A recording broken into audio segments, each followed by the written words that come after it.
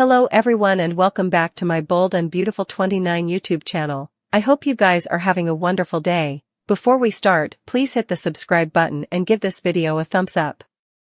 Steffy Forrester comforted Zende Forrester Dominguez. He was at fault. RJ Forrester blames himself, and Deacon Sharp attended the Forrester gathering. RJ Forrester blames himself. RJ expresses to Steffy the deep guilt he feels about the situation, believing he played a part in it. Steffy reassures him that he is to condemn. She then inquires about the kiddies, and Hope Logan mentions they're happily playing. Donna Logan and Brooke Logan compliment Steffy on how well she looks, despite everything she has endured.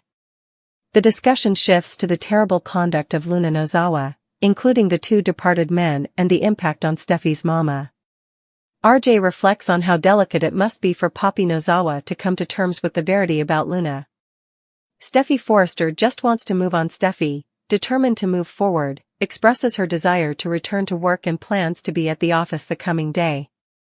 RJ is still scuffling with guilt, induced he's responsible for everything that's happened. Still, Steffy reassures him that no one could have prognosticated this outgrowth. Just also, Deacon walks in, and Eric Forrester clarifies that Steffy requested his presence, admitting Deacon's recent loss of two close musketeers. They gather around, and Steffy shares her harrowing experience of witnessing Luna kissing Bill Spencer, which led her to defy Luna at the apartment, only to find herself cured. Brooke is induced. It was terrible. Steffy felt like a wild beast trapped in that pen, prompting Luna to confess the verity to her. Cleric was there for Paul Hollis and Tom Starr when they demanded him. Cleric expresses that Paul Hollister and Tom Starr were doomed from the launch. To him, Tom was a true idol. Brooke reassures him that he was there for support, while Hope reiterates that none of them could have prognosticated this, despite their close collaboration with Luna. In another moment, Zende shares a warm clinch with Brooke, followed by a clinch with RJ. Hope approaches John Finnegan, seeing he might not want to hear from her, but she feels compelled to tell him that he's a genuine idol for saving Steffy. In the meanwhile, Taylor Hayes observes the scene and makes a speech about the need to keep your kiddies safe, and also they all thank Finn for saving Steffy. Steffy Forrester affirms Finnegan's love. Hope Logan looks down. Bill Spencer and Poppy Nozawa talk. Steffy expresses her unvarying faith in Finn's love, believing it can conquer any challenge. As they partake a kiss, Hope turns her aspect down. Her mama whispers that such a love is unbreakable. Meanwhile, at Bill's place, he wraps up a business call and checks in on Poppy. With gashes in her eyes, she shares her gratefulness for being free from jail, and he expresses his remorse over her fire. Poppy apologizes for the trouble she caused him, but Bill reassures her that she's not to condemn. Poppy struggles to come to terms with Luna's conduct, and Bill encourages her not to hold herself responsible.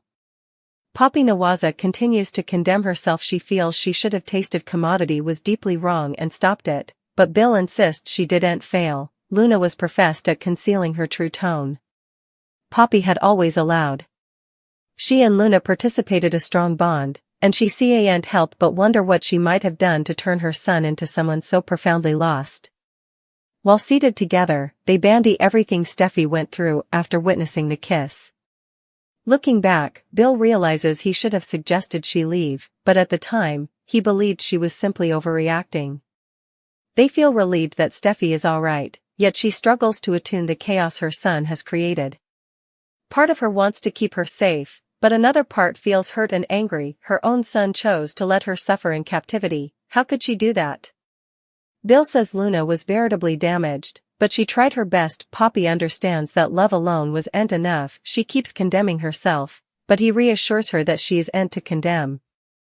Poppy expresses how amazing he has been, which makes her love him indeed more, and one positive outgrowth from all this is that she has been connecting with her family more. She plans to spend further time with her.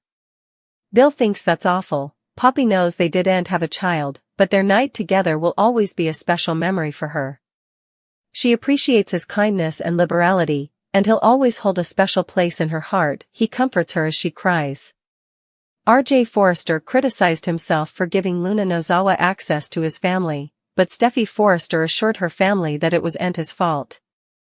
There was a gathering going on at the Forrester manse to celebrate Steffy's safe homecoming, so RJ kept beating himself up for not seeing the Luna warning signs.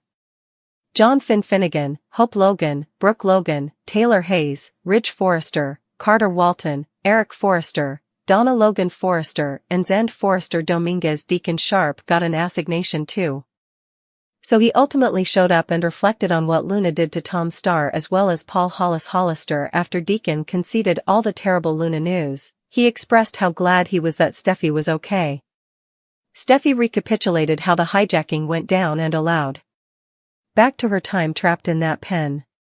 Taylor refocused out that Luna was obviously a veritably perturbed youthful woman who was in need of cerebral help. Talk turned to what Luna admitted to Steffy, who gave Zende updates on Luna setting him up at the guest house. Steffy claimed Zende no way took advantage of Luna, so Brooke was sorry for some of the effects she said to Zende at the time. RJ was also repentant and gave Zende a clinch after Brooke did the same. Finn got plenitude of praise for being Steffy's idol, but Taylor noticed Hope watching the happy couple and glared at her. Brooke intimately pushed Hope to see the connection between Steffy and Finn since it was a love that could no way be broken. At the Spencer Manse on Tuesday's B&B occasion, Poppy Nozawa was sorry for what she put Bill Spencer through, but he claimed she couldn't condemn herself for Luna's conduct. Poppy still felt like she should have known commodity was out and suggested perhaps she should have been a different kind of mama. Bill kept cheering Poppy that she was responsible and didn't fail Luna as a mama. Once Bill allowed back to Luna kissing him, he assured Poppy that he told her it couldn't be again. Luna kissed Bill an alternate time anyway, but Poppy was just thankful Steffy was each right after witnessing it and getting dragged into all the chaos. After Bill reiterated that Poppy was to condemn, it made her love him indeed more. Poppy reflected on the advancements in her relationship with Lee Finnegan and felt she demanded time with her family right now. Although Poppy and Bill didn't make a child all those times agone, it was a moment she'd cherish ever. Poppy was thankful for Bill's kindness and liberality, so she said she'd always hold him close to her heart and embraced him. Will Spencer will do his stylish to push Bill and Katie Logan back into romantic homes soon, so we'll pass along further prognostications about their future. The bold and the beautiful suckers want to know what's really going on between Finn and Luna these days. Luckily, we've got some answers to all of your questions. Keep reading below for everything you need to know.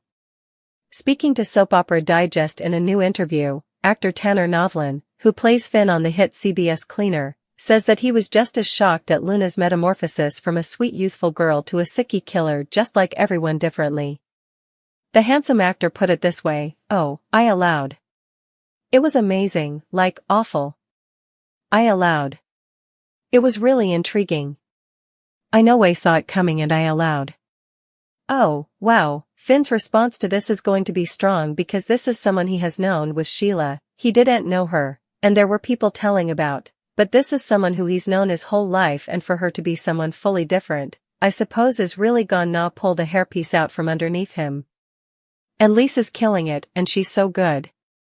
She's so delightful, too. I see her having so important fun in that part. As a bystander, it's been really delightful. What's next for Finn?